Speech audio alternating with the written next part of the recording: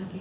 Ibu, sebelumnya terima kasih sudah menyempatkan waktunya untuk kita berbincang ya Bu ya.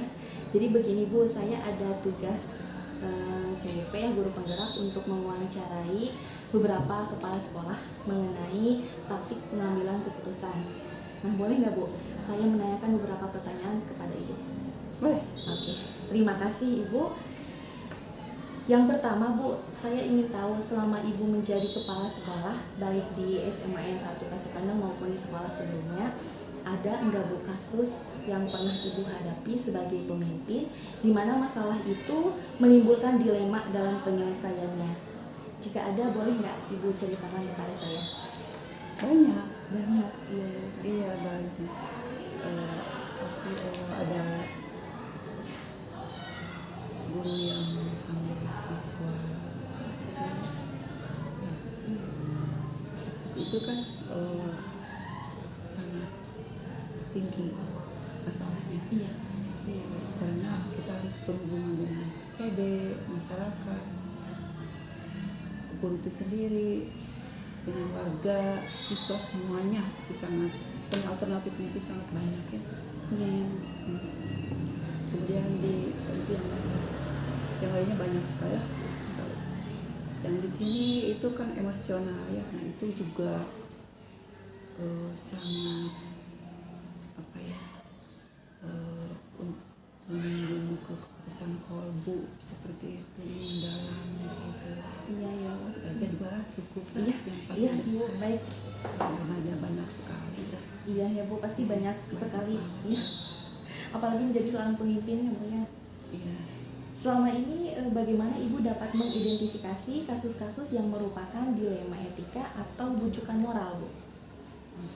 Begini ya Neng, sebenarnya kepala sekolah itu ya, seorang pemimpin itu harus bisa mengambil keputusan itu dalam berbagai situasi ya, situasi apapun seperti itu.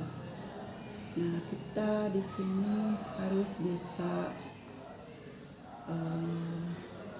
mengambil tindakan sesuai dengan alternatif yang dikaitan dengan masalah tersebut seperti itu. Nah, sedangkan pengambilan keputusan itu ada yang susah, ya, ada yang mudah seperti itu. Tapi kebanyakan yang susah. Kenapa dibilang susah?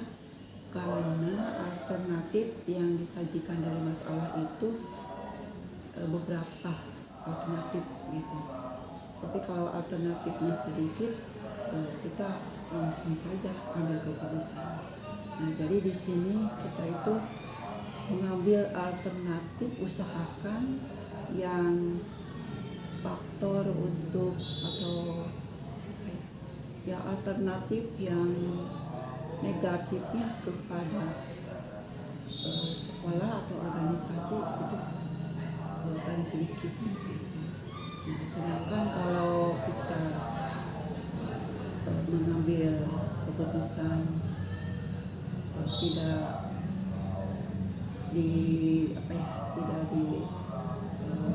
dijuruskan atau tidak dilucutkan kepada hal yang supaya negatifnya sedikit, itu nantinya keputusannya itu tidak akan solid, jadi masih ada sisa gitu, atau melebar nantinya. Nah itu kesana ya mengambil keputusan itu.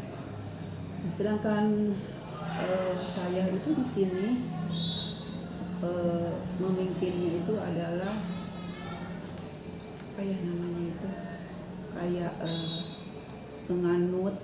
menganut kepemimpinan transformasi, adanya perubahan gitu. Jadi saya itu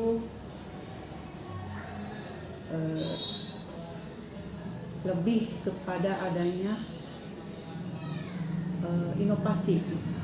Ada perubahan baik dari saya sendiri ataupun kepada pendidik dan tenaga pendidikan, nah juga kepada sekolah itu sendiri, dengan tujuan yaitu saya sendiri bahwa dengan adanya perubahan baik itu dari melalui sarana ya, Iya. itu dapat terjual sekolah kita kepada masyarakat sehingga nanti akan maju dan akan tercium gitu. Nah, itu adalah sangat penting sekali itu kalau kemajuan atau perubahan itu. Nah, kalaupun ada perubahan dari seorang guru yang misalnya saya kirimkan ibu atau bapak guru ke luar negeri untuk perubahan, itu kan tidak akan tercium gitu oleh masyarakat. Tapi dengan perubahan disiplin dalam arti KBM, disiplin waktu siswa datang, guru gitu. Nah, itu mudah, murah juga, itu sangat cepat terambilnya. Nah, saya mengambil keputusan itu adalah dengan bercermin kepada kepemimpinan yang dianut oleh saya, yaitu suatu pemerintahan transformasional, yaitu adanya perubahan, baik itu kepada guru, saya, dan semuanya. Nah, berkaitan dengan hal itu, maka untuk pengambilan keputusan dalam hal tadi yang Neng tanyakan ya, yang dilema itu, Iya. nah saya mengambil dasar pengambilan keputusan saya itu pertama yaitu berdasarkan pengalaman. Nah, yang kedua itu saya itu sering mengambil keputusan itu berdasarkan fakta nih atau data yang konkret nih. Cara pengambilan berdasarkan pengalaman itu saya menjurusnya kepada nanti ada untung ruginya, nah, ada baik buruknya. Nah, itu kan hanya sedikit gitu ya wawasan saya itu, jadi namanya penglihatan untuk kedepannya bagaimana. Nah, itu dengan cara pengalaman seperti itu nanti keputusannya itu cepat diambilnya gitu, jadi bisa secara praktis atau singkat menurut saya gitu ya. Nah, kemudian gua itu dengan dasar fakta atau data. Nah, dengan fakta data juga saya sering mengambil keputusan itu sehingga hasilnya itu akan solid, kuat, dan sangat jelas, sehingga nanti semua keputusan itu dapat diterima oleh seluruh warga sehingga dijadikan sebagai aturan-aturan atau pokok-pokok dalam pelaksanaan kegiatan selanjutnya, sehingga nanti apapun yang ada, apapun yang telah untuk dilaksanakan kepada sekolah itu, sehingga nantinya akan menjadi patokan inilah yang harus kita laksanakan dari hasil keputusan atasan untuk melangkah ke jenjang atau ke depan selanjutnya, sehingga organisasi atau lembaga ini dapat terpacu atau dapat mempunyai pedoman hasil dari keputusan yang saya berikan, seperti itu mungkin ya. Oke, Bu. Ya. Lalu bagaimana Bu? Misalkan kasusnya itu ada di antara dua kepentingan yang sama-sama benar, Bu? Memang seperti itu, masalah itu memang seperti itu. Mungkin hanya dua, ada yang 3, 4 sampai 5 ya. Kalau yang seperti yang ajukan itu saya anggap yang biasa saja, yang sering itu seperti orang yang guru yang sakit, ya. Mereka di satu sisi sakit, tapi harus melaksanakan tugas juga. Gitu. Kita kan di sini, saya juga tidak serta-merta mengambil keputusan. Kita ambil datanya bahwa mereka, misalnya Pak Budi ya, Pak Budi itu memang benar-benar sakit, beliau kan ya, semua teman tahu ya bahwa Pak Budi itu sakitnya itu memang maksudnya tidak dibilang bukan tidak bisa bergerak gitu, bisa bergerak ya, tapi juga kan ini data situasi tempat tinggal beliau yang jauh, itu sudah menjadikan suatu pertimbangan kepada saya. Nah, sehingga beliau itu kan kalau misalnya di jalan sampai berjam-jam itu kan kondisinya bisa mengganggu seperti itu. Nah, makanya saya mengambil keputusan kepada beliau, jangan sampai Bapak itu meninggalkan maksimal 3 hari berturut-turut untuk meninggalkan sekolah, apalagi sebulan. Nah, boleh kata saya. Jadi saya itu memberikan keputusan kepada beliau, tolong jangan sampai meninggalkan berturut-turut selama 3 hari karena dia sesuai dengan kebijakan dari pemerintah dan kayak mau gitu ya. Nanti kesananya nanti saya harus berhubungan dengan KCD atau berhubungan dengan hukuman disiplin. Saya kan tidak mau ya, tidak boleh terjadi adanya puklis kepada PNS itu. Nah, makanya saya langsung menyampaikan berita atau peraturan pemerintah yang pergub kepada beliau itu. Nah, itu yang saya ambil seperti itu. Itu sebenarnya yang sakit ya. Banyak lah nih. Siswa juga ya. Siswa itu kan misalnya kemarin yang terakhir ya, itu mereka itu kan ada harus mengikuti yang di Gore itu apa tuh namanya teh apa ya namanya teh itu teh duta hukum. Yang duta hukum mereka itu kan hasil tes itu teh ya, hasil tes kita mengirimkan 10 orang tes ternyata lulus semua, sekolah lain enggak. Terus harus berangkat ke Bandung. Tapi saya ditekan oleh MKKS itu harus 2 orang saja yang berangkat. Tapi saya langsung mengidentifikasi ya data di fakta yang ada. Panggil guru pembinanya, ternyata siswa itu sudah mendahului daftar ke sana. Soalnya tanggal 3 itu kan terakhir. Terus siswa katanya, ibu kalau tidak berangkat mohon diganti oleh sekolahnya 50.000. Nah, dengan fakta-fakta itu kan saya tersentuh. Saya ambil keputusan boleh 2 orang untuk ikut MKKS. Nah, yang lainnya 8 orang kita pakai mobil kita. Dan akhirnya mereka bahagia semuanya. Seperti itu. Itu yang saya putuskan, yang makanya berdasarkan fakta seperti itu saya jadi kita itu solid yang mengambil keputusan dan enak semuanya seperti itu. MKKS-nya ya sesuaikan dengan peraturan mereka yang di sini juga anak-anak ya memang mereka habis dites seperti itu harus kita kasih reward juga. Kapan lagi kasih reward itu? Ada anak yang minta, itu anak yang mereka harapkan hanya dengan pergi ke Bandung saja, bahkan udah sampai ongkos sendiri itu. Nah, kenapa tidak saya mengasih keputusan yang tidak ikut ke mereka seperti itu. Berarti berdasarkan yang tadi sudah Ibu sampaikan ya Bu, bahwasanya langkah-langkah yang diambil secara garis besar ada 2 yaitu tadi yang berdasarkan pengalaman sama berdasarkan fakta atau data konkret, dan keduanya dianggap efektif ya Bu ya? Sangat efektif. Karena itu saya tidak meniru orang, tapi apa yang saya laksanakan sepertinya itu. Kalau untuk tantangannya gimana Bu? Ada gak tantangan yang Ibu hadapi ketika mengambil keputusan yang ada kaitannya dengan dilema etika?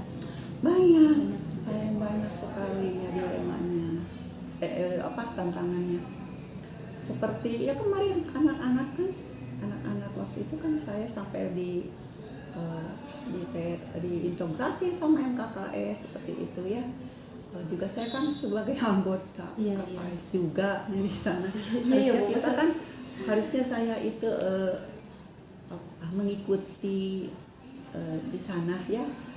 Jadi tidak boleh menyimpang. Nah, tapi saya menyimpang. Nah, itu berarti itu ada kemarin teh kegiatan yang duta hukum, bukan itu yang tantangan. Nah, berarti itu kan tantangannya yang harus saya lakukan, tapi saya mengedepankan keberanian. Dengan keberanian saya semuanya tantang gitu, tapi mengambil keputusan yang membahagiakan semuanya itu. Kemudian Bu, Ibu punya jadwal tertentu tidak Bu dalam sebuah penyelesaian kasus dilema etika, misalkan langsung menyelesaikan saat itu juga di tempat itu juga, atau punya sebuah jadwal gitu Bu untuk menyelesaikannya? Bentuk dan prosedurnya seperti apa? Saya ini orangnya tidak menunda-nunda masalah, tidak bisa menunda-nunda pekerjaan. Jadi begitu saya menerima beberapa jam saya selesaikan. Walaupun itu berhadapan dengan misalnya dengan tipikor LSM, saya tidak menunggu satu malam. Begitu ada masalah, maghrib saya langsung cerna. Begitu sholat isya sudah selesai. Dan saya sudah mengajukan hal-hal yang sifatnya udah reda seperti itu. Itu yang saya laksanakan setiap hari. Soalnya kepala sekolah itu tidak ada hari tanpa masalah. Paling sedikit 5 masalah satu hari. Kalau kita tumpuk 5, berapa banyak dua hari yang harus kita simpan sebagai masalah. Dan alhamdulillah saya bisa melaksanakannya sehingga tidak ada beban di hati saya, sehingga saya selalu kelihatan sehat. Alhamdulillah. Selalu kelihatan energi, energi. Karena itu yang saya lakukan. Luar biasa Bu. Selanjutnya Bu, ada tidak Bu seseorang atau faktor apa gitu yang mempermudah atau membantu Ibu dalam proses pengambilan keputusan itu? Pertama, saya tidak selamanya atau saya jarang langsung percaya kepada orang lain. Tapi saya mengedepankan kepada Allah seperti ini. Sedikit-sedikit saya kalau ada masalah saya selalu ngaji, kemudian itu yang saya laksanakan. Nah, kalau masih ada ini gimana remang-remang, saya baru kepada doa kasih. Tapi kembali lagi kepada itu ya, kepada apa nih itu teh, berserah Ibu. iya, itu kepada Allah lah saya. Iya. Jadi seperti itu. Jadi saya itu jarang kalau ada masalah langsung misalnya apalagi saya itu sampai melemparkan tanggung jawab kepada orang lain, saya tidak bisa seperti itu. Spiritual ya. Nah, saya itu mengedepankan spiritual, baru saya melaksanakan kolaborasi dengan makasih seperti itu. Terakhir Bu, dari semua yang telah Ibu sampaikan tadi, pembelajaran apa yang Ibu dapat petik gitu Bu dari pengalaman mengambil keputusan? Saya menjadi lebih tua, lebih dewasa dalam berpikir, Okay. Ya, lebih tua dalam berpikir, lebih tua dalam mengayomi bawahan, juga lebih tua dalam melaksanakan kebijakan-kebijakan yang datang kepada saya untuk apa itu, untuk kemajuan SMA di Sampai sekarang. Itu aja. Baik Ibu, terima kasih banyak ya Bu untuk waktunya. Sama. Percakapan yang luar biasa, sangat energik ya. Jadi Ibu sangat menyebarkan energi positif begini gitu ya ke saya. Terima kasih. Alhamdulillah kalau Nengnya menerima. Tapi maaf ya, Gimana? saya itu dalam menyampaikannya misalnya kurang, bahasanya itu kurang bagus ya. Memang saya seperti ini ya. Saya itu tidak hasil hafalan, Iya. tidak hasil contekan, tidak hasil tiru kepada orang. Saya itu tidak. Jadi orangnya itu spontan, apa adanya seperti itu. Jadi apa yang saya sampaikan sesuai yang sudah saya laksanakan, apa yang meminta gitu. Iya. Pengalaman dan juga Iya. data yang ada seperti itu ya. Iya. Terima kasih ya Ibu. Sama-sama. Yang tadi juga 8 pertanyaan yang sudah disampaikan ini yang sudah ada di LMS-nya ya, sudah ditentukan dari sananya. Iya. Terima kasih. Bagus. Ya mungkin sama dengan Bu Fitri ya pertanyaannya, Iya. karena memang itu pertanyaan Ya, yang harus tapi diajukan, jawaban gitu. saya agak berbeda gitu, memang dibedakan. bukan agak berbeda, kayaknya beda gitu. Ya. Soalnya saya itu kan bukan Iya betul. apa, tapi aja garis besarnya memang sesuai yang ditanyakan ya. Gitu. Tapi dalam penyampaian definisinya mungkin pendek-pendek, tapi dalam penjelasan saya berbeda seperti ini ya. Yang penting mana kan Iya. apa yang saya laksanakan. Iya. Ya, Ibu sekali lagi terima kasih. Sama.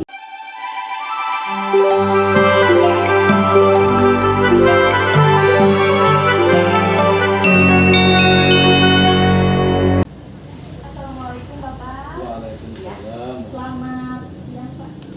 Ya, Bapak, sebelumnya saya ucapkan terima kasih karena sudah bersedia menyempatkan waktu untuk saya. Jadi begini Pak, saya ada tugas di program Guru Bergerak untuk mewawancarai mengenai praktik mengambil keputusan.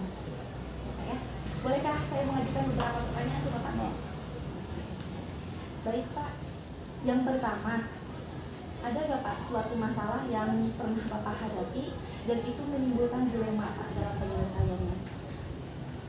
ada ya.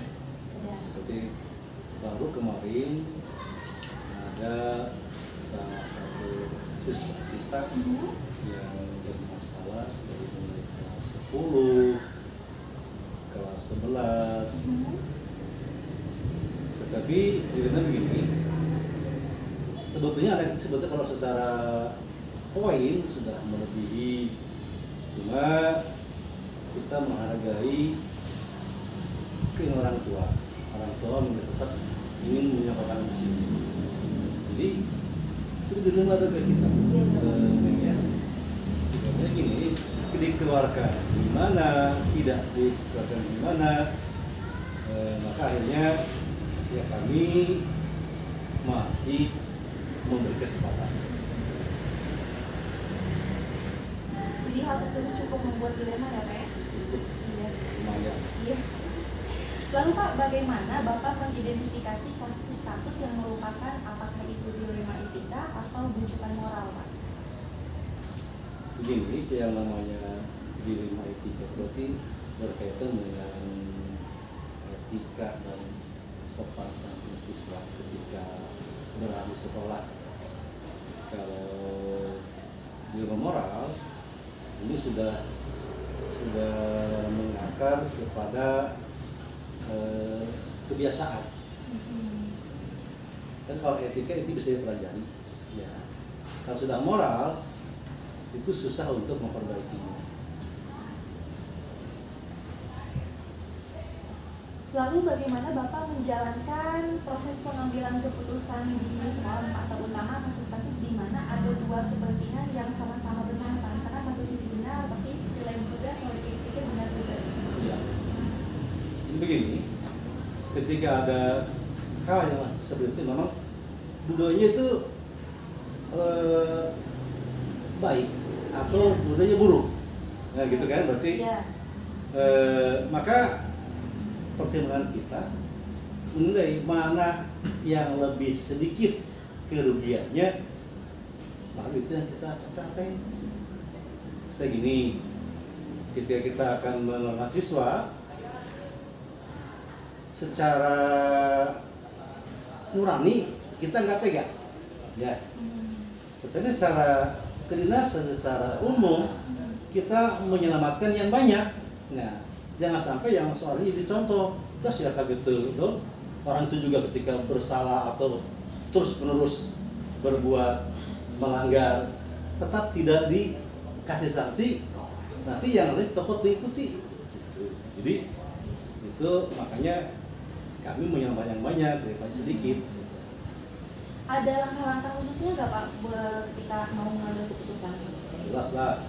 Ada ya Pak? Pertama kita berkoordinasi, kalau di sini kan yang pertama dengan wali kelas, kemudian dengan guru BP, terakhir kami dengan orang tua. Jadi karena nanti kami di situ berkumpul antara kami dari siswaan, kemudian ada guru BP, ada juga wali kelas plus orang tua.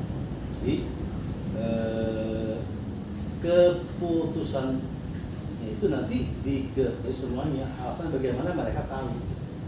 Kenapa kita keputusan seperti itu? Jadi mereka mengerti, paham.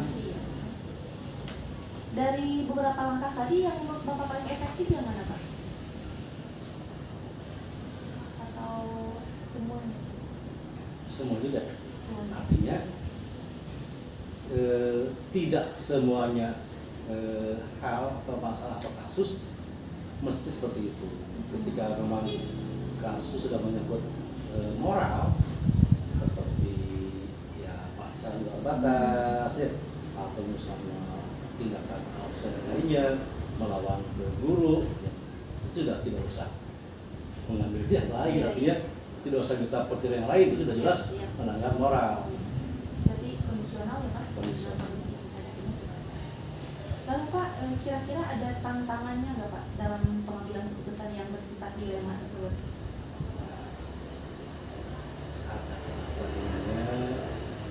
Yang jelas ini kadang-kadang kita juga orang tua merasakan bagaimana ketika orang tua yang kadang-kadang membela anaknya kita pun sama, ketika kita juga punya anak, maka pasti akan beranak meskipun kita salah, ya.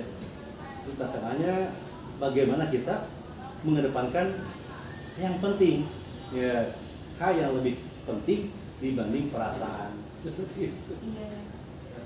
Baik Pak. Selanjutnya Pak, ketika Bapak mau menyelesaikan suatu masalah ya Pak ya, nah Bapak itu punya jadwal tertentu, misalkan ditunda dulu, nanti nunggu jadwal yang pas, waktu yang pas, atau detik itu juga Pak harus diselesaikan? Atau gimana teknisnya? Kalau ada masalah yang diselesaikan, biasanya saya tuh mencari waktu yang tepat. Tidak langsung itu tidak, artinya kita pelajari latar belakang seperti apa. Kemudian orang tua yang satu tidak, ya, atau misalnya wali kelasnya siapnya kapan, jadi kita tidak bisa. Karena ini kalau keputusan berat tidak bisa dari sendiri, ya nanti keputusan itu bersama, hasil diskusi bersama. Kemudian ada gak Pak seseorang atau faktor apapun itu gitu ya Pak yang dapat mempermudah Bapak, membantu Bapak dalam pengambilan keputusan tersebut? Ada. Ada. Siapa Pak? Ya, kelas.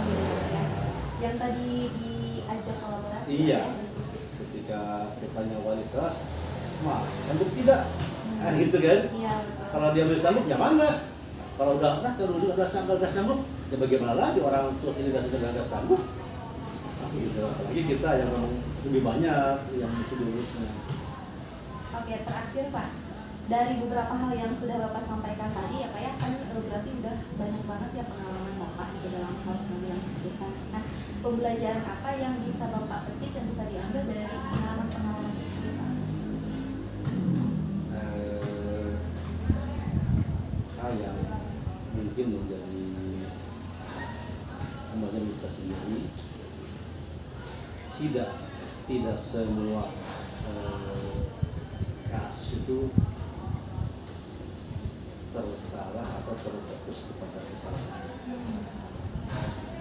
Kadang-kadang memang ada faktor lain yang kadang-kadang orang tuanya sendiri yang kurang diperhatikan, atau mungkin juga ada masalah rumah tangga, orang tua tidak harmonis, sehingga dalam keputusan ya kan juga mempertimbangkan apa lain yang akan saling itu perbuatan ini tidak mesti lakukan kamu salah, tidak bisa.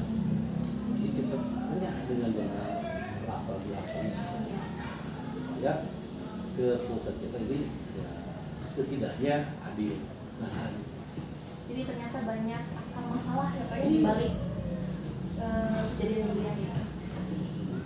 banyak orang tuanya adalah anaknya salah, orang tuanya benar, anaknya tidak benar, atau orang tuanya yang bisa bercerai sehingga anak ini susah atau tidak bisa, harus jadi bagaimana anak ini?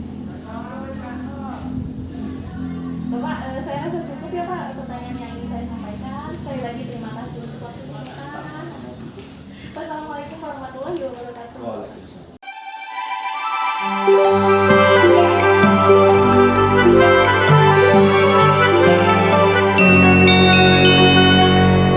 Assalamualaikum Ibu. Waalaikumsalam Bu Bina. Gimana kabarnya Bu Afi? Alhamdulillah. Alhamdulillah ya. Ibu, saya ada tugas untuk mewawancarai terkait tentang praktik mengambil keputusan gitu ya. Boleh nggak kalau saya mengajukan beberapa pertanyaan ke Ibu? Ya, silakan. Oke. Terima kasih Ibu sebelumnya. Yang pertama Bu, saya ingin tahu kira-kira Ibu pernah menghadapi suatu masalah sebagai pemimpin ya Bu ya yang menimbulkan dilema dalam penyelesaiannya. Waktu misalkan kalau secara pelaksana kan pasti terkait pengadaan barang seperti itu. Dilemanya tidak terlalu gimana-gimana sih, lebih ke memang kalau misalnya kita ada bantuan dari provinsi, pasti kita sebagai wakil sarana prasarana itu haruskan untuk membuat proposal misalkan oleh kepala IAC. yang baru-baru ini kita mendapat bantuan whiteboard interaktif. Nah, kebetulan pada saat itu lebih ke dilemanya ini barangnya mau ditaruh kemana. Kan biasanya kalau ada barang setelah kita mengajukan proposal itu kan nanti di dalamnya itu mau disimpan di mana gitu kan. Nah itu sebetulnya pertimbangan kita gitu, termasuk diskusi juga dengan ibu kepala, terus dengan tim aset di sini, operator asetnya, terus yang membantu kita pasti pada saat barang itu datang ya, cara kak pada saat yang ditempatkan kita. Selanjutnya itu nanti setelah dipikir-pikir kan kalau di ruang pertemuan kita yang di laptop itu kan sudah ada, berarti ini harus disimpan di mana, apakah di perpus, apakah di laptop itu sendiri. Nah akhirnya diambil keputusan bahwa lebih kalau misalkan lebih bermanfaat kalau misalkan disimpan di laptop seperti itu. Nah setelah itu kan baru nanti ada tim survei dari dinas provinsi seperti itu. Nah, pada saat barang itu datang, berarti kita harus siap kolaborasi juga dengan Caraka untuk melakukannya seperti itu. Setelah itu kan pengecekan segala macam dengan guru TIK di tempat itu, pengecekan dan sebagainya. Nanti setelah itu nanti dipersiapkan juga ada koordinasi, tentu saja diketahui oleh kepala sekolah dan operator asetnya untuk barang yang kita miliki ya di sekolah. Nanti dipersiapkan guru TIK tersebut untuk administrasi seperti itu. Jadi memang koordinasi dengan berbagai stakeholder yang ada di sekolah. Ya. Berarti cukup dia membuat dilema ya Bu ya, mau Disimpan di mana? disimpan di Kayak mana gitu. ya. Bu Afif, bagaimana cara Ibu mengidentifikasi kasus-kasus yang Ibu hadapi ya Bu ya? Apakah merupakan dilema etika atau bersifat moral? Sebenarnya dilema etika ya. Misalkan di perpus memang kan kita sedang sedang pengajuan ke perpus digital ya, library digital library seperti itu. Segala sesuatu memang terkoneksi dengan internet, dengan dari mulai pengkodiran yang seperti itu kan. Terus di lain sisi juga ternyata sekarang terutama untuk kurikulum merdeka kan pembelajaran informatika itu sangat menunjang untuk kalau misalnya whiteboard interaktif itu disimpan di sana. Tapi pada akhirnya kami dari tim Satgas termasuk staf dan didiskusikan dengan ibu kepala itu lebih cocok di laptop seperti itu. Mungkin kedepannya ada bantuan lagi dari pemerintah baru bisa. Dan kalau di laptop kan jelas nanti yang penanggung jawabnya itu guru TIK-nya sendiri. Lalu Bu, bagaimana Ibu menjalankan pengambilan keputusan, terutama untuk kasus-kasus di mana ada dua hal kepentingan yang sama-sama benar?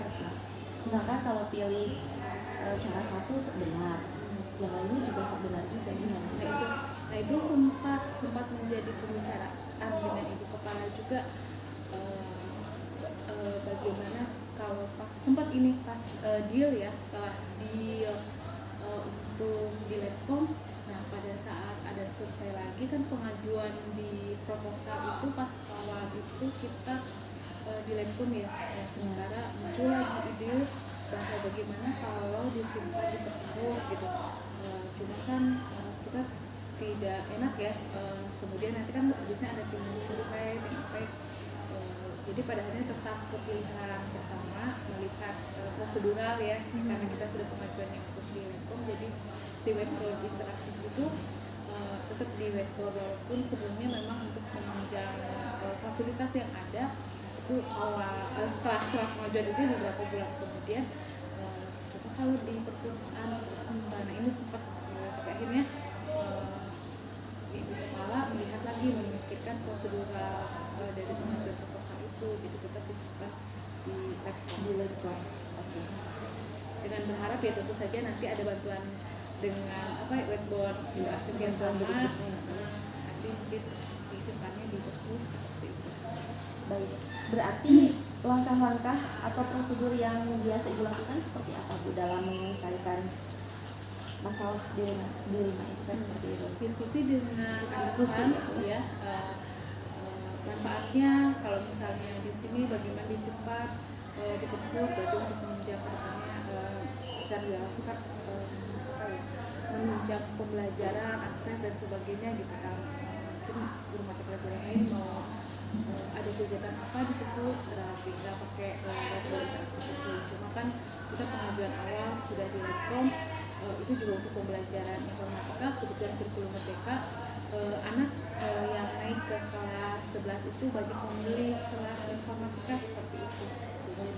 Jadi memang dua-duanya penting, tapi akhirnya kita melihat prosedural awal sesuai dengan proposal pengajuan ke bagian sarana prasarana di Dinas Provinsi Jawa Barat itu disimpannya di Letcom. Seperti itu. Siap. Menurut Ibu, Bu, yang dianggap efektif gitu Bu bagi Ibu dalam mengambil keputusan di lima etika berarti dengan cara tadi ya Bu, koordinasi itu. Koordinasi, kolaborasi, pasti pikirkan ini Iya. baiknya. Nah Bu, kalau tantangannya apa Bu dalam mengambil keputusan? Ya tadi kadang kan kita suka banyak ide-ide itu bukan jadi di akhir tuh Iya. setelah walaupun memang pasti pas mau mengajukan, pas tahu kita dapat bantuan terus kita ada pengajuan apa ya, atau kita milih dulu nih kita yang dibutuhkan apa, selama kan kita pasti buat proposal dulu ya, ada apa sih hal-hal apa yang belum ada di SMA Kasakadel seperti itu. Nah, setelah pengajuan proposal itu diajukan ke tim sarana prasarana di Dinas Provinsi itu di bagian aset ya, itu baru kita kepikiran ini gimana kalau misalkan di perpustakaan seperti itu. Kadang ide-ide itu muncul setelah deal-dealan proposalnya, iya jadi tapi kan itu nggak bisa dilihat soalnya nanti kan secara prosedural juga akan ada tim survei, akan ada apa, dan itu harus ditempatkan di tempat semula pada saat kita mengajukan. Baik Bu Afif, dalam menyelesaikan masalah ya Bu, itu punya jadwal tertentu nggak Bu? Atau misalkan ketika ada masalah langsung diselesaikan detik itu juga, atau punya konsep gitu, ada jadwal tertentu untuk menyelesaikannya? Kalau untuk saya sendiri tentu saja itu berkaitan dengan RKAS. Jadi pengajuannya biasanya, sebelum awal pas ini biasanya saya meminta kepada seluruh guru mata pelajaran atau ke kepala laboratorium atau misalnya ke setiap ekstrakurikuler untuk yang kebutuhan barang itu perlu apa nanti dihimpun setelah itu kan termasuk pemeliharaan, kita mau memelihara apa, atau misalnya jadwal kita setelah pengajuan untuk rehab misalnya apa kan itu nanti juga ada kolaborasi dengan tim perantau dapodik ya, khususnya untuk kurikulum tentang hal-hal yang diperlukan di sekolah itu seperti itu. Jadi jadwal itu kalau untuk yang berkaitan dengan BOS itu ada di RKS, apakah itu masuknya ke BOS atau ke BLPT gitu ya. Pokoknya bendahara sekolah juga kita kolaborasi seperti itu. Berarti memang terjadwal ya, Terjadwal. sudah ada jadwalnya. Kecuali kalau yang tadi bantuan dari ada apa dari dinas langsung, berarti kan kita mengajukan proposal, ada jalur-jalur dari sana, kita mengikuti jadwal di sana. Tapi kalau yang sudah terencana berarti di awal tahun ajaran atau misalnya di awal tahun anggaran, Di awal tahun biasanya anggaran, ya. nanti kan yang merancang apa dimasukkan kembali di kan bendahara sekolah ya, kita mengajukan rencananya pengennya ini seperti itu, memang terjadwal. Siap. Lalu Bu, ada gak seseorang atau faktor apa gitu yang membantu Ibu dalam proses pengambilan keputusan tersebut? Nah, ada, itu kita kan koordinasi dengan staf dan sebagainya. Atau misalnya kalau tadi yang terjadwal ya, kalau yang tidak itu yang apa sih insidental ya, tentu saja misalnya kerap kali tiba-tiba kan bocor, atau misalnya tiba-tiba rusak jendela kaca pecah atau apa ya, atau yang sederhana lah yang kecil-kecil seperti kemarin lampu atau apa, itu langsung koordinasinya dengan masyarakat, dengan Nah, itu kan ibaratnya ada satu yang berjob ya, yang saya dipercaya itu ada panglima dari cakanya, nanti saya koordinasi yang kita tidak Ada panglimanya ya? ya. Nah, jadi tinggal ini tolong ini, atau misalnya tiba-tiba ini harus dibagaimanakan, misalnya terkait dengan listrik dan sebagainya, atau ada kerusakan-kerusakan. Jadi itu yang teknis-teknis harian itu, kalau yang insidental yang harus dikerjakan itu saya langsung ke selatan. Iya, luar biasa ya Bu. Terakhir Bu, pembelajaran apa yang bisa Ibu petik dari pengalaman-pengalaman mengambil keputusan di kasus di lain itu Pak? Ya, berbeda ya pada saat di Sarpras itu betul-betul jadi kita berpikir bahwa ini bagaimana ya untuk pengelolaan yang ada di SMA Suharga. Berbeda pengalaman dengan pada saat kurikulum, misalnya dulu kan seperti staf kurikulum itu langsung ke peran di kurikulum itu, ke pembelajarannya betul-betul, ke kurikulumnya betul-betul kita harus apa, terjadwalnya itu mungkin pada saat ada asesmen ANBK, pada saat ada survei yang lain pembelajarannya yang seperti itu, atau misalnya pada saat ujian PSAT, PSAJ seperti itu, atau PSAS. Nah kalau di ini jadi seolah-olah di pikiran yang lain tuh oh kalau di kurikulum gini, atau dulu pernah juga di kesiswaan, kalau di kesiswaan fokusnya ke sini gitu. Jadi ada part-part tertentu yang memang kalau di sini tentu saja saya harus koordinasi betul-betul dengan